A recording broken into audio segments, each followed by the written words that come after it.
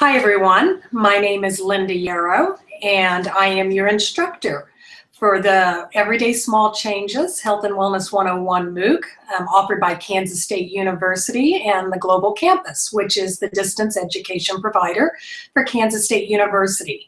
Last week, we talked about how to set your goals, and this week you're working on just foods and the different nutrients they provide. So I'm hearing some feedback from students that you are learning some new information. I have really enjoyed all the active participation we've had on the message boards. Of all the times I've offered it, you have been the most active group, and that's fun for me, and it's fun for your classmates, and it's educational for all of us. So I really want to encourage you to continue to participate, support each other, and offer suggestions as you've been doing on the message boards. So today we're going to talk about the questions that have been posted. Primarily over week 1 content, but there were questions related to other lessons that'll be upcoming. And I think we've got time. I can go ahead and address the questions, even though they may not have been specific to week 1. So I've written down the questions and I'm going to go through some notes. So I'll be reading a little bit just to make sure I don't skip anything. One of the first questions said, what if you don't care for fruits and vegetables? And many other students chimed in with some suggestions, which is good. So just a few things I want to point out. I do encourage you to keep experimenting and trying new fruits and vegetables, because having a variety of foods in the diet is really going to help you get all the nutrients, the phytochemicals, the antioxidants that you need. And fruits and vegetables in particular are high in phytochemicals and antioxidants. Some other primary nutrients, vitamin C, potassium, vitamin A, calcium, even iron can be received from fruits and vegetables. So some ideas on how you might incorporate them if you don't like eating them by themselves. Smoothies were mentioned. There are fruit smoothies, there are vegetable smoothies, and you can Google, look on Pinterest, on a lot of different websites. There are tons of recipes out there. And so you can really design your own smoothies based on the ideas that you see. Also look at adding fruits to yogurts. You can chop them up or puree them. You can add fruits to your cereals and salads, putting in chopped apples, cranberries, raisins, sliced grapes, and salads is a good way. Dried fruit, you might enjoy that. Raisins, cranberries, dried apples, bananas, and things like that. Add fruits to cottage cheese. And an example was given in class for making spaghetti out of spaghetti squash, which is really good. I've enjoyed that. You can also add pureed carrots to different soups. One of the students mentioned having, I think it was a pumpkin soup. The pureed carrots were used to thicken it, and she didn't even taste it. You can mince up mushrooms and put them in hamburger patties and meatloafs, and it's going to make it very flavorful and very moist. And another idea I used to do with my own kids, I would shred up things like carrots or zucchinis, and I would add them to casseroles and lasagnas, and the kids never even knew they were there. Another question is, what are some healthy alternatives to chips and pizzas? Most people that like chips like the crunch and the saltiness, so consider pretzels a low-fat option. If you watch your salt intake, that may be something to still limit. Just for the crunch itself, animal crackers, graham crackers are low-fat, kale chips. Now, sweet potato chips aren't necessarily low-fat, but if they're just strictly sweet potato chips, they're an excellent source of vitamin A. So they can be a good alternative to regular potato chips in terms of getting a little more nutrition out of them. You can also make zucchini chips by slicing up, seasoning, and baking zucchini slices, and then just for the crunch and the salt, popcorn.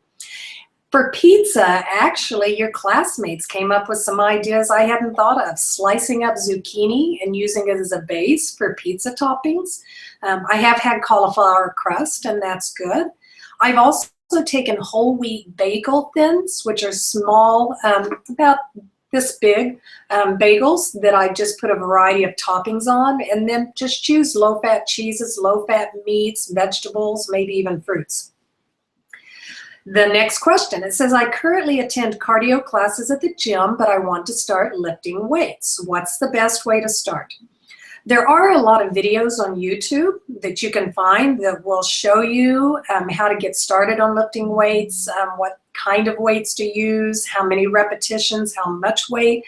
You really want to use the correct method when lifting weights because you can injure yourself if done improperly. So I highly recommend maybe consider one session with a fitness instructor or a sports registered dietitian so that you can learn the technique. And then you can find out further resources on the internet to just continue your program. A student in the class mentioned the American College of Sports Medicine guidelines and gave a link. I also have another link that's from the American College of Sports Medicine, and that it's a brochure that shows you how to get started on resistance training.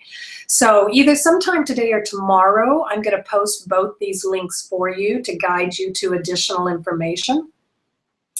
The next question, is it possible to get all the nutrients from the foods we eat without eating too much? So I want to answer that first because I combined some questions together. Yes, typically 1,200 calories is about the lowest you can go and still have an adequate diet that if you're including all the food groups and meeting all the nutrients. If you're eating 1,200 calories to lose weight and you're eating a variety of foods, you could still meet all your nutrients. If you're eating anything less than 1,200 calories for whatever reason, it's not something we'd recommend, but there may be a situation that's what's occurring. We would recommend you take a vitamin and mineral supplement, which leads into the question, what do I think about vitamin and mineral supplements and would I recommend taking them? There are basically over 40 nutrients that you need every day, and most of us don't eat a well-balanced diet with enough variety to get those nutrients every single day. It can be due to a poor appetite, being sick, our nutritional needs change depending on where we're at in life, changes in seasonal offerings of food. Some people may not eat as many fruits and vegetables when they're not fresh and in season. And so, yes, a daily multivitamin and mineral can fill those nutritional gaps, and I'm okay with that as kind of a backup for the days we don't eat so well. If you do choose one, look for one that's giving you 100% the RDA of nutrients, and try not to have any nutrient that's more than 150% the RDA. You can find some that will give you 500 times the RDA, 1,000 times the RDA. Those are unnecessary. And most of the time, the excess you're taking in, you're just urinating out. So a vitamin and mineral supplement can be fine. Don't substitute it for a healthy diet. You still want to focus on the diet, but you can certainly use it as a backup. And someone asked, do athletes need vitamin and mineral supplements? It really varies by the sport and how much you're eating, how healthy is your diet to begin with. One of the sports I thought of are runners, particularly distance runners. They can sometimes develop what's called runner's anemia because the pounding of the feet on a constant basis can break some of the smaller blood vessels that might cause some loss of iron stores. And so they might need a multivitamin with iron included as a possibility. And speaking of iron, there was a question that I've wondered, should I be taking an iron supplement? And this was from a female. Typically, it's the females that wonder about the iron supplements. You may or may not need to. It might be worth having a doctor's visit if you haven't had a yearly checkup because they'll check your iron stores and can let you know if you might be running on the low side. There are a difference in women's supplements in terms of iron content. If you are premenopausal, the women's supplements will contain iron because they are assuming you're still having regular menstrual cycles, which cause a loss of iron. If you're postmenopausal, which is the older woman's supplement, it will be much lower in iron because there's no reason to replace lost iron. And you may be at risk for iron deficiency anemia if you don't have adequate iron intake. Sometimes I see this with older adults who do not have proper teeth or don't care for the taste of meats anymore. And that might be a case where, yes, an iron supplement can be helpful. There was a question about if someone has asthma, is there any particular diet? And there is no diet that will eliminate your symptoms. And to be honest, this wasn't an area I knew a lot about. So I did some researching. And What I seemed to find was agreed on by a few reputable sources. They said, look at your vitamin D status, because studies have shown that individuals with more severe asthma tend to have low vitamin D levels. So some food items that are high in vitamin D are salmon, the fish, milk, eggs, but also getting outdoors and getting that 30 minutes of sunlight that we recommend, because your body can make vitamin D with sun exposure. Eat plenty of fruits and vegetables, because they are high in antioxidants, as I mentioned earlier, and that can help reduce the inflammation and the swelling that might be associated with asthma. Avoid sulfites. Sulfites are a preservative on foods, and in some people they will trigger the asthma symptoms. Sulfites can be found in wine, dried fruits, pickles, fresh frozen shrimps, so be sure and read ingredient labels to see if they're present. And most importantly, maintain a healthy weight. Being overweight can worsen your asthma, and losing weight can actually improve your symptoms. So speaking of weight, how do I gain weight? And I think in working with clients over many, many years, it's harder for people to gain weight than lose weight, based on the clients that I've worked with. Underweight is a BMI of less than 18.5, and I really like to see my clients at a BMI of at least 20, so they've got a little bit of wiggle room if they get sick and have some weight loss. So here's some ideas to help you lose weight. Eat more frequently, because you may get full faster than the typical individual. So instead of eating 3 meals a day, try to eat 5 or 6 smaller meals a day. Sometimes that also stimulates an appetite so that you feel like eating more often. And when you do eat, focus on the nutrient-rich foods such as whole grains and pasta, lean meats. Focus on healthy fats. Fats are the highest source of calories in the diet. They give you more than twice the amount of calories of proteins and carbohydrates. So it's a good way to get a lot of calories in smaller portions. But the healthy fats would be avocados, nuts, peanut butter, flaxseed, and chia seed. So all of those are good sources of fats. Some other high-calorie sources would be cheeses, dried fruits, the Greek yogurts, great source of protein and calories, and there are some lower-fat varieties if you do want to watch your fat intake. A lot of times I recommend milkshakes and making smoothies, and again, design them however you want.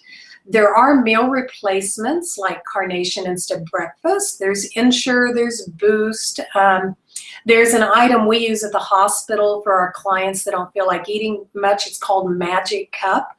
And it's kind of like it's a frozen dish, but it's like 450 calories in this 6-ounce serving. So there are different products, if you do some researching, that you might be able to find. One recommendation is don't drink too much before your meals, because you may have a decreased appetite just because you have fluids in your stomach. Some other ideas, if you eat casseroles and eggs, considering adding cheese and nuts to those. You can add non-fat dry milk to your soups and to your stews. And finally, consider exercise, because strength training can build your muscle, so that can help you gain weight, and exercise can also stimulate an appetite. There was a question about what about the recent recommendation that says to only drink when you're thirsty. This study was completed on athletes because we have said all along that if you are mildly dehydrated, which is indicated by thirst, it will impair your performance. This study found out that athletes who were mildly dehydrated did not have impaired performance. So they said, based upon that, we're telling athletes don't wait and don't drink all day long. You can base it on your thirst factor. And the reason they said that specifically is for athletes is because the person most at risk for having water intoxication, which is too much water in the body in relation to the electrolytes, such as sodium, are distance runners and endurance event participants who want to make sure they don't get dehydrated, and so they drink constantly. and can overconsume. And they've had some deaths associated with that. So that's what this research study was based on. Some other people latched onto it and said, really, nobody needs to drink until they're thirsty, because the recommendation to have 8 glasses, 64 ounces of fluid a day, has never been proven. Well, they're actually wrong. The Institutes of Medicine looked at research covering over 50 years, and that's how they came up with a basis for about 64 ounces of fluid a day. So I'm not jumping on the bandwagon that says to drink only when you're thirsty, because when you're thirsty, then you've already reached a point of mild dehydration. So I have to cancel out a message that's wanting me to update. I can't see the screen. There we go. Now we're back on track. So my recommendation is keep a bottle of water nearby, for a couple of reasons also. A lot of us ignore the thirst sensation. We can be thirsty, but if we're busy, we don't take the time to stop and go get something to drink. So if you have the fluids right there at your desk, your workplace, wherever you're at, then you don't have to get to that point where you're ignoring it. Also, as we get older, so particularly with older adults, they lose the thirst sensation, and so they don't even realize their body is low on fluids. So that's another reason to just sip fluids throughout the day. So one of the best ways to determine if you're taking in enough fluid is the color of your urine. Your urine will be dark yellow in the mornings because you wake up in a dehydrated state. You've gone all night long having regular bodily processes, but you're not drinking. But as you drink throughout the day, your urine should get lighter and lighter. And by noontime or shortly after noontime, it should be a pale lemonade color. So that's your best guess that you're drinking enough throughout the day. How can I overcome a weight plateau? One of the things you need to consider is if you're exercising, and most people are, maybe change up the type of exercise you're doing. Your body may have gotten very conditioned to the type of exercise, and switching it up works. Look at doing some intense short burst of exercise. They found out that interval training burns more calories. And so that might be something to kind of boost the metabolism and challenge the body a little bit more. Maybe increase your exercise time. I've had many clients that maybe if they were walking 45 minutes, we bumped them up to an hour, maybe an hour and a half, if they were able to work it into their schedule, and they started seeing more weight loss. But really the most important thing, if you've hit a weight plateau, look at your portion sizes and how many calories you're taking in. If you're not still tracking calories, you should be. If you're not still weighing and measuring your foods, you should be. Because we subconsciously gradually start increasing our portion sizes without even realizing it. So you may think you're eating the same, but in all likelihood, if you're not weighing and tracking foods, you're probably eating more than you think. Okay, there was a question on how much natural sugar is in fruits. I thought for sure I could probably find a guide that the government's put together that shows us, and I could not find a chart. But there is a website, and I will list this website for you, and when I provide the additional resources from the chat, it's called nutritiondata.com. And they use all the nutrient data from the USDA nutrient database, which is a great website, but it's very cumbersome to work through. So if you use nutritiondata.com, you get information on things like apples and bananas printed out in label form. So it looks like something you're familiar with, and it gives you tons of other information. So I looked up for just a medium-sized apple. And this is one of the charts that it gave me, and it'll show you the total carbohydrates, but then it shows you the sugars at 13 grams. And these are the natural sugars, because obviously a fresh apple has no added sugar in it. So with fresh fruits, if you use that site, whatever it says on sugars is telling you the natural sugars for that portion size. With the future labeling laws that are coming out, if it's a fruit like applesauce that may have had sugar added to it, they're going to have to differentiate between natural sugars and added sugars for you. There was a question from a breastfeeding mom who wants to make sure she's eating adequately while nursing, but also being able to lose body fat. 1,800 calories a day. We have research that supports that you can go as low as 1,800 calories and still have an adequate diet to produce breast milk, and you should be able to lose weight. And then we also recommend an exercise program. Someone asked about rice. They said they eat a lot of rice, and when they're not eating rice, they're hungry. So what are good alternatives for rice? So one of my questions would be, are you also including sources of proteins and fats in the diet? So when you do non-rice meals, if you've got some good sources of proteins and some of the healthier fats, that should help hold off any hunger. Some other options to the rice, I would mention whole grain rice, not just the white rice. There are whole grain pastas. Beans and lentils give you all the B vitamins like the whole grain rice or the fortified rice would, and giving you some fiber.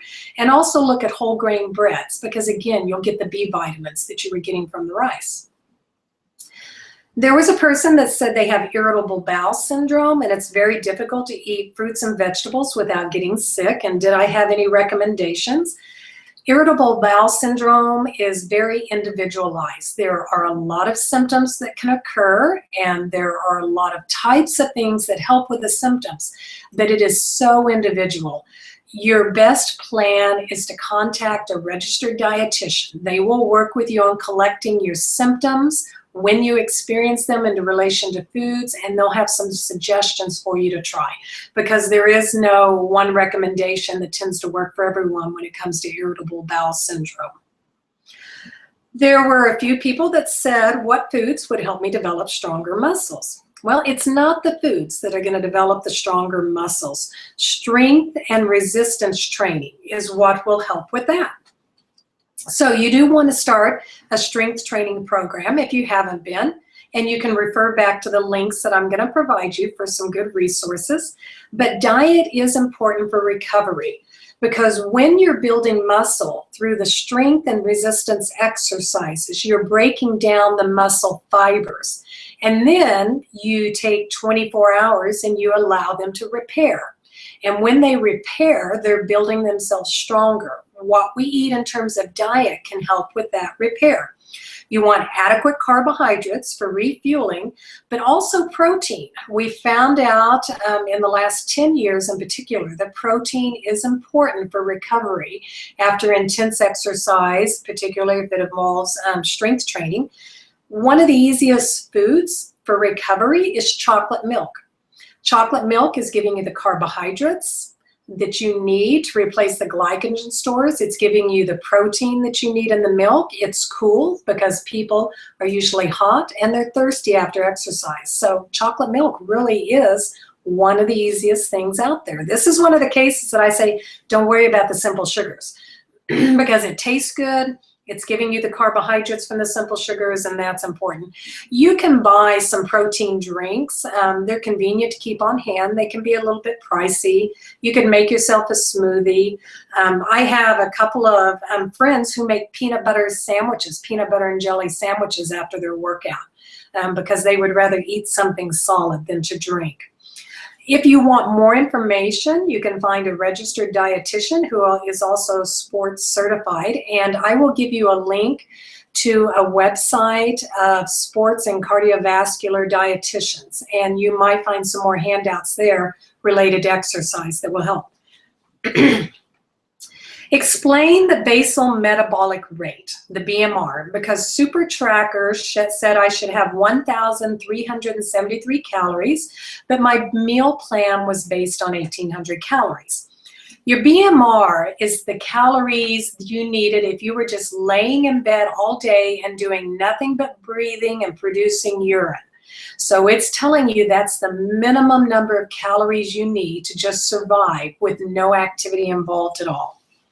So when Super Tracker said that you needed 1,800 calories, they're building in what's called an activity factor. they're assuming at the minimum you'll be doing the activities of daily living, which is called the ADLs. So activities of daily living are getting up in the morning, getting dressed, brushing your teeth, going to the bathroom, fixing your meals, getting in your car, driving, walking to work. Those are just activities of daily living. So that's how it came up with the 1800. If you're a very active person, you would have an activity factor much higher than that to allow for the increased activity. There was a question about Udo's oil. It was UDO. Is it effective if they don't eat fish? I wasn't familiar with this oil, but I looked it up. It's made from flaxseed, sesame oils, sunflower oils, and so it's the flax they're promoting as sources of omega-3 fatty acids. However, as you've probably read in one of the first lessons when we talked about the fats, some fats our bodies are not efficient at converting them to EPA and DHA, which are the oils most beneficial for our health. And flaxseed is one of those. You may only convert 10% of the omega-3 oils to the DHA and the EPA. So if you are looking at getting a good source of omega-3s in the diet and you don't eat fish, then you do want to consider a fish oil. One caution is, if you're on a blood thinner, do not start taking a fish oil unless you approve it with your physician.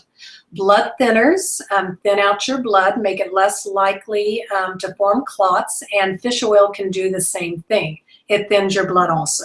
So if you're on a blood thinner, check with your physician first. But just to repeat, flaxseed and the Udo's oil is not going to efficiently convert to EPA and DHA by our bodies. And there was a question that says, I'm tired and fatigued all the time. I would ask, how are you sleeping?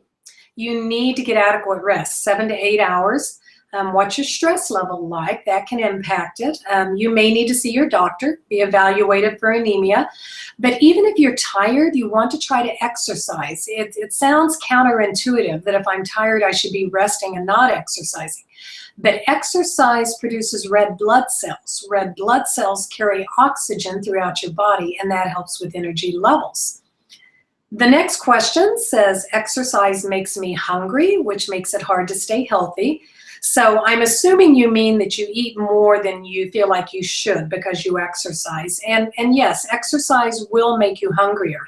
So if you're going to eat in response to the exercise, you want to focus on the fruits and the vegetables, the items that are very low calorie and low in fats.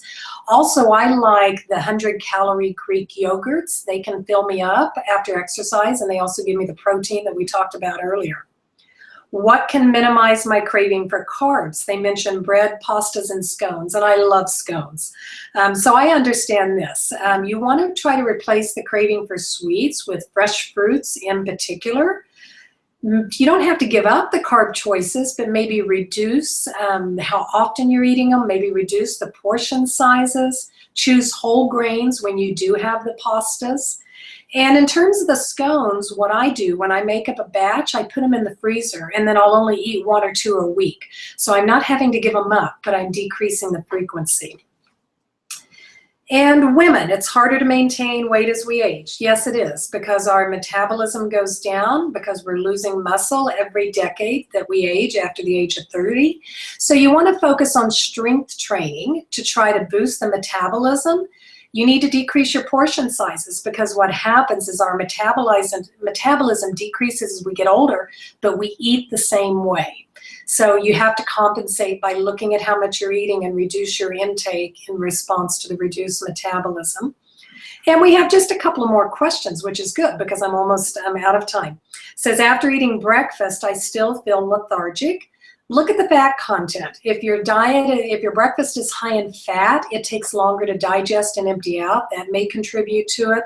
You're going to feel sluggish after meals just because of the digestive process. So the best thing to do is don't sit down after meals, because that just compounds the effect that you're tired. Instead, take 15 to 20 minutes to move around, do the dishes, deliver things in the office, go for a walk, run the vacuum.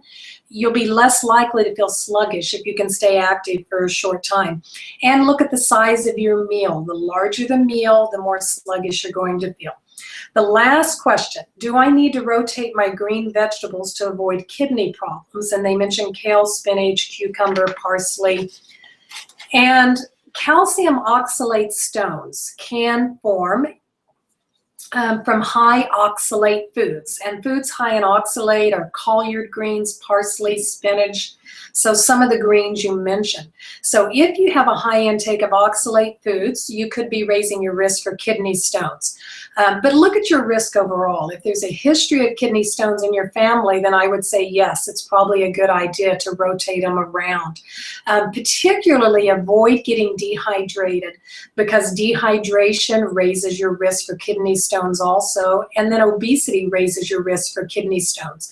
So in terms of do you need to rotate them more often, I would say look at the things that make you a risk for kidney stones, and that will help you determine if you should be doing those greens that might, the green vegetables high in oxalate that might be contributing to it.